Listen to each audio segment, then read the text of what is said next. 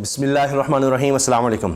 جب بھی سوچا جاتا ہے کہ حکومت اب اس سے زیادہ نہیں گر سکتی، اس سے زیادہ گھٹیا، نیچ، برا کام، غیر اخلاقی کام نہیں ہو سکے گا، حکومت کی سطح پر نہیں کوئی ایسا کر سکتا، تو ایک ہمیں ایسا واقعہ سننے کو ملتا ہے کہ سر شرم سے جھک جاتا ہے کہ اچھا یہ تو اس سے بھی گر گئے ہیں۔ ایک نیا پیمانہ لانا پڑے گا بد اخلاقی، بدماشی، غنڈہ گردی کے حوالے سے۔ حکومت میں ہوتے ہوئے جو کچھ کیا گیا ہے، میرے پاس الفاظ نہیں ہے کہ میں اس کی مذمت کر سکوں۔ خواجہ آصف وزیر دفاع تو بڑے آرام سے بیٹھ کر میڈیا میں آ کر پریس کانفرنس کرتے ہوئے کہہ رہے تھے کہ میں معافی مانگنے کے لیے تیار ہوں، میں تو عثمان ڈار کی والدہ سے گھر جا کر معافی مانگنے کے لیے تیار ہوں اگر وہ اجازت دیں تو۔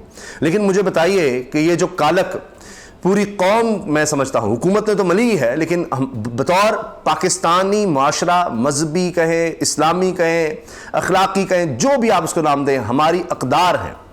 پاکستانی قوم میں کبھی یہ نہیں ہوا، مائیں، بہنیں، بیٹیاں، یہ ہمیشہ ہم نے سنا کہ سانجھی ہوتی ہیں، یہاں تک کوئی نہیں گیا تھا۔ لیکن آپ دیکھیے کہ آہستہ آہستہ یہ ہوتا رہا، اور پہلے چار دیواری کا تقدس پامال کیا گیا، جس کی اسلام میں قطعاً اجازت نہیں ہے۔ اتنی سختی ہے کہ آپ کسی کے گھر بغیر اجازت داخل نہیں ہو سکتے۔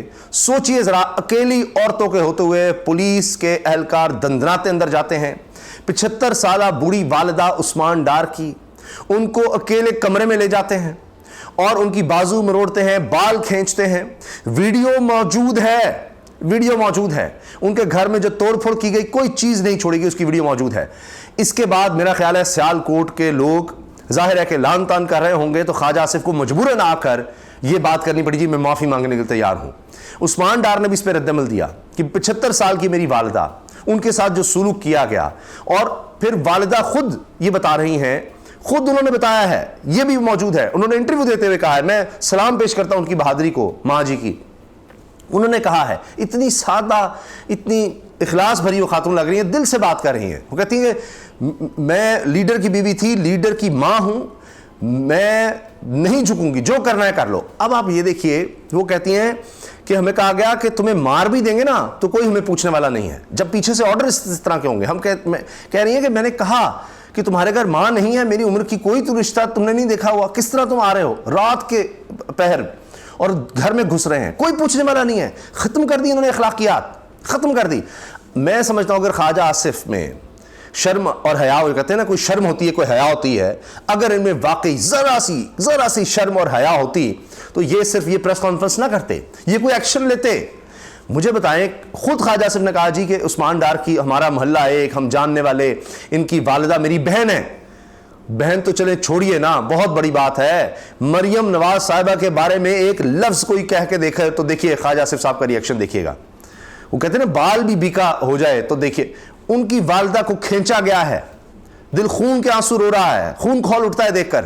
اور میں نے وہ ویڈیو دیکھی ہے کہ کوئی غالباً خاتون بنا رہی ہے اور وہ گھر کے کمرے کے باہر ہے، کمرے کے اندر اکیلی بوڑھی خاتون کو دھکے دیے جا رہے ہیں، اور 5-7 پولیس اہلکار دھکے دے رہے ہیں اور کمرے میں اکیلے دھکیل رہے ہیں ان کو۔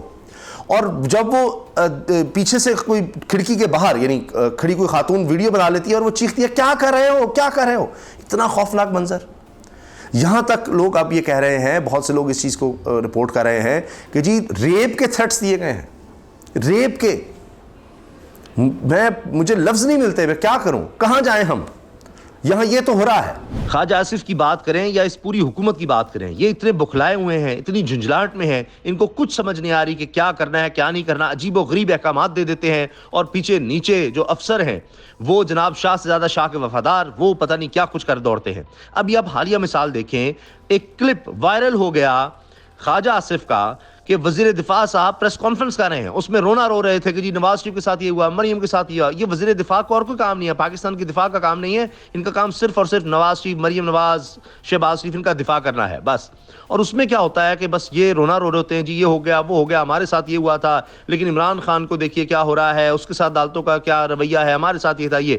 تو اچانک پھر کیا ہوتا ہے کہ آپ دیکھیے کہ فوجی آفیسر آتا ہے اور وہ آ کر ایک پرچی تھماتا ہے، اور جب وہ پرچی یہ دیکھتے ہیں پڑھتے ہیں تو اس کے بعد ان کے چہرے پر اب آپ دیکھیے کہ نظر آتا ہے کہ پسینہ چھوٹ رہا ہے, پسینے آنے لگ گئے ہیں. اور اس کے بعد بس پرچی پڑھنے کے بعد یہ کہتے ہیں بکھلائے سے میں کیا کہہ رہا تھا اچھا کوئی سوال, ان سے بات نہیں ہوتی کہ اچھا کوئی سوال ہے. تو اس کے بعد بس پھر جلدی سے پریس کانفرنس ختم کرتے ہیں, اچھا جی بس ٹھیک ہے چلیں. تو یہ تو ان کا حال ہے کہ ان کو پرچیوں پر بتایا جاتا ہے, پرچیوں پر سمجھایا جاتا ہے کیا ہے کیا نہیں ہے, اور ان کی اپنی تو کوئی سوچ اور عقل اور سمجھ نہیں رہ گئی. اور صرف اتنی ہے کہ جناب مخالفین کو دبا دو, پکڑ لو, گرفتار کر دو, ان کے گھروں پر ریڈ کر دو, اٹھا لو, عورتوں بچوں کے ساتھ ظلم کر دو. اس سے زیادہ اور اس کے علاوہ آپ کو کچھ نظر نہیں آئے گا. یہ دیکھیے یہ کام تب سے شروع ہوا تھا جب رانا ثناء اللہ نے کہا جی میں نے 4414 گھروں میں ریڈز کروائے ہیں, عورتیں اور بچے ہیں, بے شمار ویڈیوز آئیں, ہراساں کیا جا رہا ہے, آہستہ بڑھ رہے ہیں نا. جب پولیس کو تھپکی دی جائے گی بہت اچھے, ویری گڈ. وہ ڈی پی او سیالکوٹ کو جب کہا جائے گا بہت اچھے تم نے جلسہ نہیں دیا, مجھے بتائیں ان پولیس اہلکاروں کے خلاف کوئی کارروائی ہوئی ہے؟ نہیں. ان کو تو شاباش دی جائے گی کہ بہت اچھا کیا تم نے. اکیلے گھسے اندر, عورتیں تھیں, رات کو ڈرا دیا تم نے, اس کی ماں کو بھی, اس کی بیوی کو, اس کی بھابھی کو عثمان ڈار کی. واہ واہ واہ, کمال کر دیا, کمال کر دیا. نہتی عورتوں کو تم نے کیا, ڈر گئی ہیں نا, خوفزدہ ہوئی ہیں کہ نہیں؟ بہت اچھے, بہت اچھے, سب سامان توڑ کے آئے ہو, ویری گڈ. تمہیں تو پروموشن ملنی چاہیے, ڈی پی او نے شاباش دی ہوگی. ڈی پی او تم تو دیکھو, تم تو آئی جی کے امیدوار ہو گئے, اب فکر نہیں کرو, یہ میں جا کر سنبھال لوں گا, کوئی مسئلہ نہیں. آئندہ اس سے بھی آگے کرنا ہے تم نے, دیکھو تو صحیح. اور ابھی کیا ہو رہا ہے, جو پکڑ دکڑ ہو رہی ہے, کچھ پتہ ہے کہاں لے جا رہے ہیں خواتین کو, کیا کر رہے ہیں؟ تو یہ حال ہے.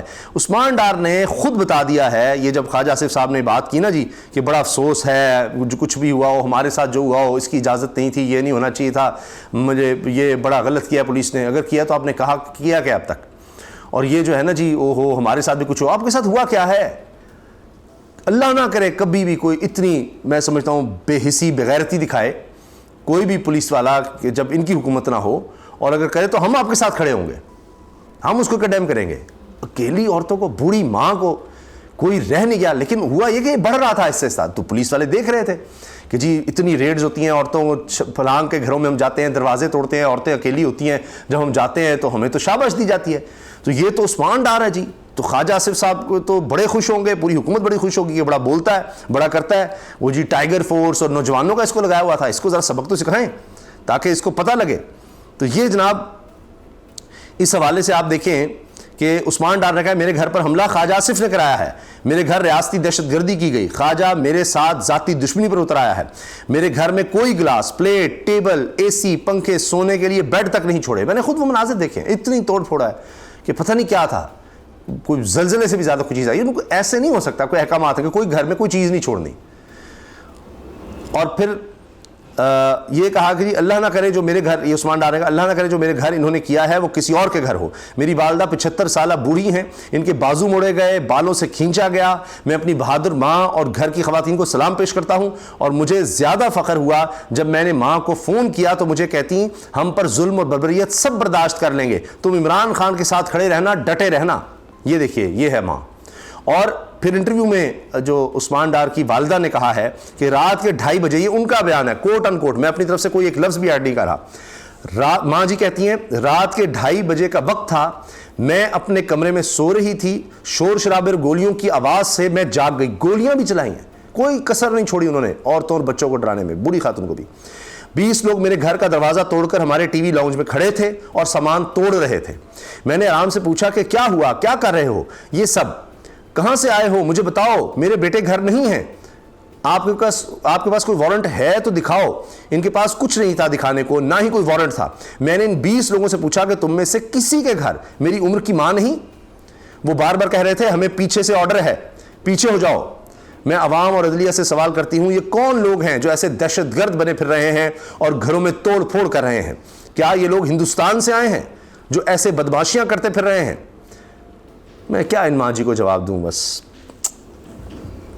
ہم گھر میں 3 عورتیں تھیں, ہم گھر میں 3 عورتیں تھیں, اور ایک میں 2 میری بہویں تھیں, ان پر بھی تشدد کیا گیا. میری بہو کے گلے سے چین کھینچی گئی. میں لیڈر کی بیوی تھی اور لیڈر کی ماں ہوں, میری زندگی بھی خان کو لگ جائے مگر میں پیچھے ہٹنے والی نہیں. کچن کا سامان تک توڑتے رہے, سب کہہ رہے ہیں کہ ظلم ہوا مگر نام نہیں لے رہے. میں تو خود عدالت پیش ہونے کے لیے تیار ہوں اور ایک ایک کی نشاندہی کروں گی. اللہ کرے جی عدالت سے انصاف ملے. لیکن بڑا دکھ ہوا ہے، دل میں کہہ رہا ہوں خون کے آنسو رو رہا ہے، اتنا غم اور غصہ ہے کہ میں آپ سے کیا عرض کروں، برداشت سے باہر ہو جاتا ہے۔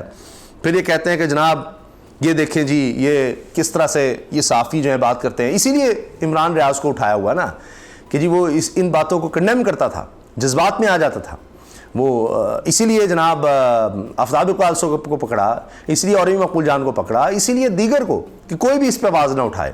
سوشل میڈیا کو اس لیے بند کیا ہے کہ یہ ویڈیو کیسے سامنے آ گئی، ورنہ تو جو ہونا تھا کسی کو پتہ نہیں ہوتا۔ خواجہ آصف صاحب کو کیوں معذرت کرنی پڑ گئی؟ ویڈیوز کی وجہ سے۔ وہ کہہ رہے ہیں کہ جو جناب ہوا وہاں پر جو مناظر نظر آئے ہیں وہ دیکھیے، ورنہ تو جناب پولیس نے کہنا تھا جی زبردست ہم نے کیا، شاباش ملنی تھی اس کو۔ آپ کا خیال ہے کہ جو ڈی پی لگا خواجہ آصف کی مرضی بغیر لگا ہو یا حکومت کی مرضی کے بغیر لگا ہوگا؟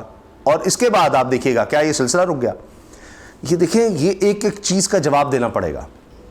میں یہ سمجھتا ہوں ذاتی طور پر کہ ہم بطور معاشرہ بہت برے ہوں گے، بہت ہمارے اندر برائیاں آ گئیں۔ ظاہر ہے کہ یہاں تو حکومتی سطح پر جو بلکہ سیاستدانوں نے اخلاقیات تباہ کر دی، سب کچھ ہو گیا، مگر ہم اتنے ابھی گرے نہیں ہیں، اتنے بغیرت نہیں ہو گئے، اتنے ہم ذلیل و رسوا نہیں ہو گئے، اتنے بد اخلاق نہیں ہو گئے کہ اپنی ماؤں بہنوں بیٹیوں کے لیے ہم آواز بھی نہ اٹھا سکیں۔ ہم یہ ظلم اسی طرح سے برداشت کرتے چلے جائیں کہ دوپٹے اگر پھینکے جا رہے ہیں تو بالوں سے کھینچا جا رہا ہو۔ یہ میرا خیال ہے کہ ابھی ہم اتنا نہیں گرے، تو اس لیے الیکشن سے بھاگ رہے ہیں۔ میں آپ سے عرض کر رہا ہوں جس دن الیکشن ہوا یہ ایک واقعہ میرا خیال ہے کافی ہے پورے سیالکوٹ کو جگانے کے لیے، پوری قوم کو جگانے کے لیے، پورے پاکستان کو جگانے کے لیے۔ یہ جو ہو گیا ہے یہ کبھی سیاست میں نہیں سمجھتا کہ مٹ سکتا ہے۔ کہیں ہم نے ایسا نہ سنا آج تک، نہ دیکھا کبھی پاکستان کی سیاسی تاریخ میں کہ کسی سیاسی مخالف کی ماں کے ساتھ، اس کے گھر جا کر ان کی بیوی بچوں کے ساتھ، ماؤں بہنوں کے ساتھ ایسا سلوک کیا جا رہا ہو۔ یہ سوچا نہیں جا سکتا تھا، لیکن مجھے یہ ڈر تھا، مجھے خوف تھا، میں اس پر بات کرتا رہا کہ جب یہ گھروں میں جا کر یہ ریڈز کا کام شروع ہوا تھا یہ لانگ مارچ رکوانے کے چکر میں، تو اس کے بعد یہ کام بڑھتا چلا گیا کیونکہ اس کے بعد کوئی ایکشن نہیں ہوا۔ اس پر تو شاباش دی کہ جی ہم نے جا کر، بہت سی ویڈیوز آئی تھیں عورتوں کی، بچیوں کی روتے ہوئے کہ کیا کر رہے ہیں۔ وہ میں ابھی تک نہیں بھولا کہ ایک نیچے بچہ تھا، اس کو کچھ کرنے لگے تھے تو اوپر سے ماں چیختی ہے کیا کر رہے ہو، بچہ ہے چھوڑ دو اس کو۔ چھوٹے چھوٹے بچوں کو نہیں چھوڑا انہوں نے، تو یہ تو بڑھنا تھا کام۔ ابھی بھی اگر مجھے پتا ہے انہوں نے سزا نہیں دینی، یہ صرف دکھانے کے لیے تھا، اگر یہ کام یہاں نہ روکا تو مجھے ڈر ہے کہ اس سے آگے پتہ نہیں کیا ہوگا۔ میں بہت خوفزدہ ہوں، اور یہ حالات پھر کسی کے قابو میں نہیں رہیں گے جب اس طرف بات چلی جائے گی۔ تو دیکھتے ہیں کہ اب اس پر کیا ایکشن ہوتا ہے۔ امید مجھے نہیں ہے کوئی ایکشن کی، ہاں عوام نے ضرور ایکشن اس پر لینا ہے۔ جب ان کو موقع ملا، جب بھی جتنا عرصہ بھاگ سکتے ہیں بھاگ لیں، جب بھی ووٹ کا معاملہ آیا، جب بھی الیکشنز آئے، یہ مجھے یقین ہے کہ اس بد اخلاقی کا، اس گندی حرکت کا لوگ ضرور بدلہ لیں گے اپنے ووٹ کے ذریعے۔ اللہ حافظ۔